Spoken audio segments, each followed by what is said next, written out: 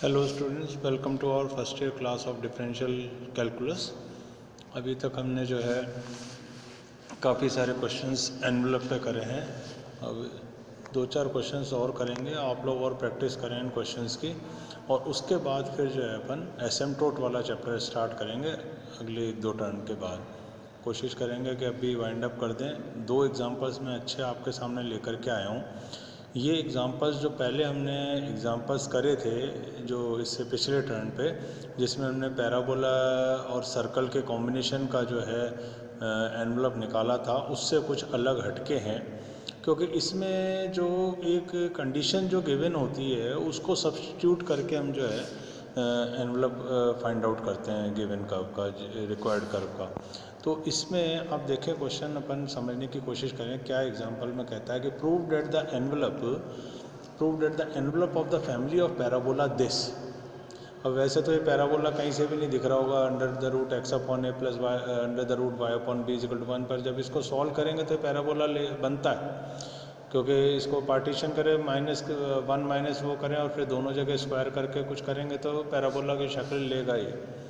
तो पहले तो ये कि एकदम एब्सर्ड सा क्वेश्चन दिखने में लगेगा, तो इसको पहले क्लियर कर लें कि पैराबोला है। तो parabola is an astroid when a b is equal to c square, c being constant. तो कंडीशन आपको जो दे रखी है वो देखें, क्या कंडीशन दे रखी है कि ये जो है आपका ये जो पैराबोला दे रखा है आपको, under the root x upon a plus y upon b, जो पहला पैराबोला दे रखा है, ये एक एस्ट्रॉयड आएगा इसका answer when a b is equal to c square होगा। ठीक है, तो अब अपन क्या करते हैं कि एस्ट्रॉयड होता है, अब क्या करते हैं, परवलय का समीकरण देखते हैं पहले क्या होता है। तो परवलय का जो समीकरण है उसमें अपन ये देखें कि under the root x upon a plus under the root y upon b is equal to 1 है। इसमें अपन a b is equal to c square की मदद लें पहले इसकी। तो इसकी मदद कैसे लें कि जहाँ जहाँ बी है वहाँ वहाँ अपन इसको सी स्क्वायर बाई ए से रिप्लेस कर दें, क्योंकि सी कांस्टेंट है। तो अब होएगा क्या, इससे ये होना है कि सारी इक्वेशन एक पैरामीटर ए में कन्वर्ट हो जाएगी, ये खास चीज़ है। ठीक है, तो ये सब्स्टिट्यूशन देने का यहाँ पे मतलब ये है।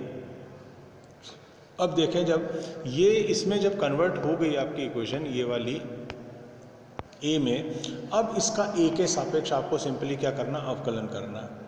तो कैसे करेंगे, ए का अवकलन सब करना जानते हैं कि ये रूट ए जो नीचे आएगा इसको ऊपर ले जाएंगे तो -1/2 ए रूट ए बन जाएगा, प्लस रूट वाई ऊपर रह जाएगा इधर, और ए का जो डिफरेंशिएशन जो है रूट ए का 1/2 रूट ए हो जाएगा। तो यहाँ पे 2 मिसिंग है, ये 2 लगा लें इज इक्वल टू 0। ठीक है, तो ये वाली जो चीज़ हमारे को मिली, इसको हम इस फॉर्म में फिर जमा लिया हमने। फॉर्म में क्या जमाया, हम जो है एग्जैक्टली ए की वैल्यू फाइंड आउट कर रहे हैं। सिंपली ये कहना चाहिए कि ए की वैल्यू हमने फाइंड आउट करनी है इसमें। तो a is equal to c under the root x upon y. तो आप ध्यान दें, अपन पहले भी जब अपन एनवेलप के क्वेश्चन कर रहे थे तो उस केस में अपन क्या करते थे, एनवेलप के क्वेश्चन में अपन क्या करते थे, एनवेलप के क्वेश्चन में हम क्या करते थे कि जो पैरामीटर होता था, एक तो ओरिजिनल इक्वेशन और एक पैरामीटर वाली इक्वेशन। तो पैरामीटर वाली जो इक्वेशन होती थी उसको हम पार्शियल डिफरेंशिएशन करते थे with respect to that parameter, और फिर दोनों, first equation the given original one and the second equation which is obtained by del f by del alpha is equal to 0, इन दोनों इक्वेशन से हम क्या करते थे कि अल्फा पैरामीटर को एलिमिनेट कर देते थे, यही करते थे। अब यहाँ पर हमने क्या करा, पार्शियल डिफरेंशिएशन नहीं करके हमको जो एक कंडीशन दे रखी है a b is equal to c square, जहाँ सी एचर है, उसकी मदद से हमने क्या करा, एक वेरिएबल में कन्वर्ट कर लिया, एक पैरामीटर में, किसमें, ए में। करने के बाद हमने फिर क्या करा, ए की वैल्यू निकाल ली, और इस ए की वैल्यू को दोबारा जो है 4 से ए का मान 3 में रख दिया। 3 नंबर की इक्वेशन देखे साहब कौन सी है, 3 नंबर की इक्वेशन आपके पास ये वाली है, जो बी का विलोप करने से प्राप्त हुई। तो अल्टीमेटली जो पूरा क्रक्स रहा इस को सॉल्व करने का, अभी करते हैं आगे सॉल्व, पर मैं बताना चाह रहा हूँ कि हम इसमें कर क्या रहे हैं। हम इसमें ये कर रहे हैं कि जो हमने सिंगल पैरामीटर ए में कन्वर्ट कर लिया था उस ए को भी एलिमिनेट कर रहे हैं। पहले तो बी को तो हमने एलिमिनेट करा क्या, गिवन कंडीशन से, सिंगल में लाए, किस में, ए में ले आए इक्वेशन को। फिर हमने ए के रिस्पेक्ट में डिफरेंशिएशन करा और डिफरेंशिएशन की मदद से ए की वैल्यू निकाली, और अब इस ए की वैल्यू को भी हम जो है इक्वेशन नंबर 3 में रख करके ए को भी यहाँ से हटा देंगे। तो ए का मान 3 में रखा साहब, यहाँ से उठा करके ए का मान 3 में रखा। अब सिंपल है, आप सॉल्व कर लेंगे, इसको कोई दिक्कत नहीं आएगी। और जब ये वाली चीज़ मिल जाएगी तो अपन क्या करेंगे, रूट सी एलसीएम ले लेंगे, ठीक है। और 2x, सॉरी ये तो 2 टाइम्स ही बन गया ना, एक और ये एक 2 टाइम्स बन गया, तो 2x की पावर xy की power 1/4 is equal to root c, तो दोनों जगह स्क्वायर कर दिया तो 16xy is equal to c square, ये आ गया, जो कि एनवलप का भी समीकरण है। तो एनवलप आ गया इसका। तो मतलब ये रहा इस एग्जाम्पल में कि जैसा हम पहले करते थे वही का वही काम हमने यहाँ भी करा है कि पहले एक अचर में लिया, एक पैरामीटर में लिया है गिवन कंडीशन से, एक पैरामीटर में लाने के बाद उसके सापेक्ष अवकलन करा, पैरामीटर की वैल्यू ए की निकाली, और जो बी को एलिमिनेट करने से आया था अपने पास इक्वेशन नंबर 3 उसमें रख के सॉल्व करा, और अल्टीमेटली हमको क्या मिल गया, ये एनवलप की अभी समीकरण मिल गई। तो देखें अब एक और एग्जांपल करेंगे तो आपको एकदम समझ में आएगी चीज़ कि हमने एग्जैक्टली इसमें करा क्या है। तो वही चीज़ अपन जो है यहाँ अब ये एक और एग्जांपल लेकर के कोशिश करते हैं देखने की अब क्या कर रहे हैं। तो अब देखें आप इस एग्जांपल में हमने क्या करा, पहले तो देखें कि गिवन क्या है हमको। तो गिवन साहब ये है कि find the envelope of the ellipse. Ellipse कौन सा आपके पास, x² / a² + y² / b² is equal to 1 है ना। सेमी लेटर सेटम ए और बी है connected by a + b is equal to c। पहले ये वाला लगा करके देख लेते हैं अपन। तो इसमें आप देखें साहब क्या करा है, इसमें हमने ये करा है दीर्घवृत्त की समीकरण जो हमको दी हुई है वो ये वाली है, x² / a² + y² / b² is equal to 1। और दिया गया संबंध क्या है, फिर संबंध पकड़ लो, a + b is equal to c। तो b की वैल्यू फिर निकाल ली, जैसे पिछले एग्जाम्पल से इसको रिलेट करते चलो हम क्या कर रहे हैं, उधर भी b की वैल्यू निकाली थी a के टर्म्स में, इधर भी b की वैल्यू निकाल ली a के टर्म्स में, और ओरिजिनल इक्वेशन में रख दी, ये आ गई। इक्वेशन काय में कन्वर्ट हो गई, पूरी a में कन्वर्ट हो गई। ऐसा ही वहाँ करा था ना, बिल्कुल वही चीज़ करी। अब 3 का a के सापेक्ष अवकलन करा, तो वहाँ पर भी हमने ये करा था कि 3 का a के सापेक्ष अवकलन कर दिया।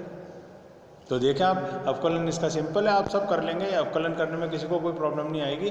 ये अवकलन इस वाले पार्ट का कर दिया, ये आ गया, इस वाले पार्ट का कर दिया, ये आ गया। तो इसको इस फॉर्म में जमा लिया, c - a/a y⁴ x⁴ तो इससे तो a की वैल्यू आ गई। इसको जब सॉल्व करेंगे सीधे तो a की वैल्यू ले लेंगे, इससे ये आ जाएगी। और फिर ये c - a की वैल्यू इससे ले लेंगे दोबारा से, ऊपर वाले से c - a की, तो c - a की वैल्यू ये आ गई।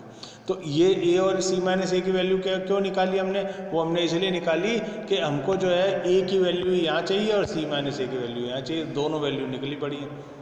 तो अब फिर से देखें, पिछले एग्जाम्पल में हमने क्या करा था, 4 और 3 से a का विलोप करा था, यही करा था ना।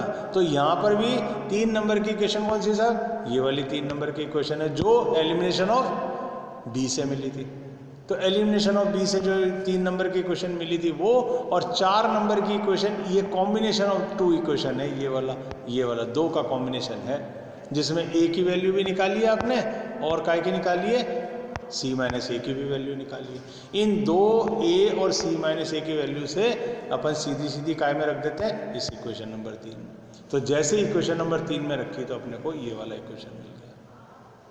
ठीक है, 1-2 स्टेप सॉल्व करें आपने और आपको ये वाला मिल जाना फट से।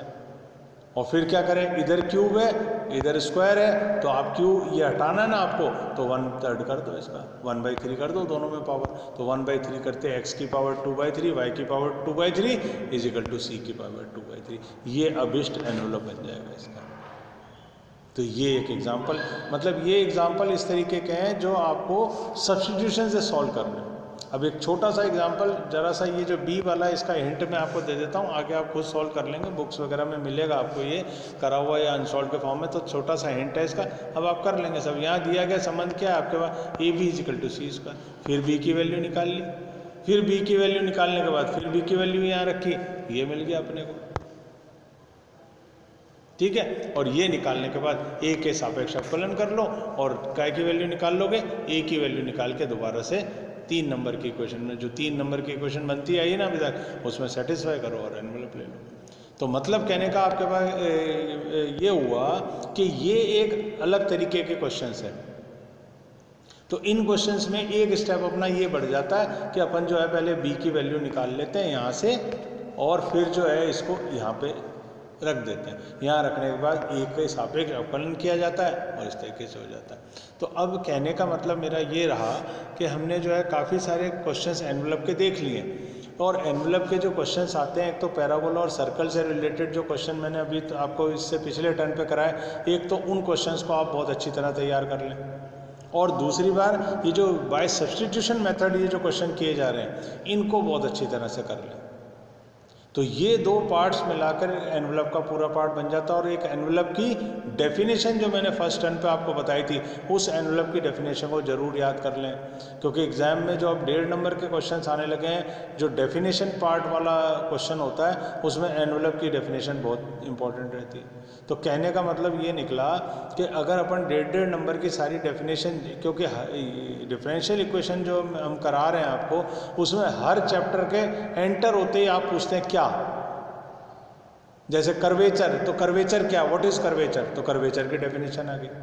एनवेलप, एनवेलप क्या, व्हाट इज एनवेलप, एनवेलप की डेफिनेशन आ गई। इवोल्यूट, इवोल्यूट क्या होता है, अभी आगे पढ़ते हैं, उसकी डेफिनेशन आ जाएगी। और उसके बाद एसिम्पटोट, एसिम्पटोट क्या होता है वो, उसकी डेफिनेशन। तो जो भी इसमें चैप्टर्स हैं आपके पास, कौन से में ये अपने डिफरेंशियल कैलकुलस में, उसके हर चैप्टर के साथ एंटर होते ही आपको उस चैप्टर की से जो रिलेटेड वर्ड है उसकी डेफिनेशंस मिलेंगी। तो उन डेफिनेशंस को बहुत अच्छे से करें।